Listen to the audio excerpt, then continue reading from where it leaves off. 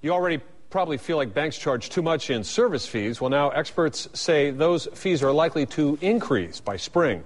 Scott Draper joins us now with more information on those fees and why they are going to increase and what we might be able to do to avoid them. Scott? That's right. The fee increases could show up on everything from a basic checking account to an annual fee to have a debit card. The increase has to do with a financial reform legislation that was passed last year. Scott Moore is fed up with the numerous fees he receives every month from his bank. I feel like they're nickel and diming us just to make up for some other places where they've lost capital they've been able to get in the past. He's not completely wrong. The outlook for banking fees appears to be going up. Margie Manning with Tampa Bay Business Journal says increased federal regulations is partly to blame.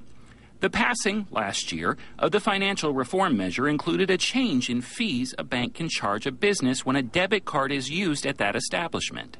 Currently, a merchant will pay 44 cents per debit card transaction. The Federal Reserve has proposed capping the fee at 7 to 12 cents per transaction. That is roughly a 30-cent loss per transaction a bank would have to eat. Banks have to get the money from somewhere, and so there's various different methodologies being talked about that the banks might tap into. Some of those possible changes: a bank might start charging customers an annual fee for a debit card, or increase checking or savings fees.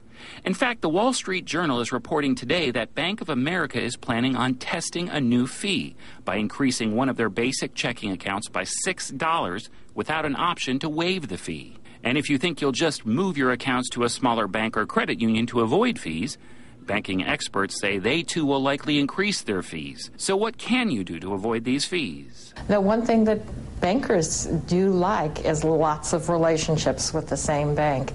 If you have your checking account, your savings account, and a couple of loans at one bank, you're likely to get a break on your fees.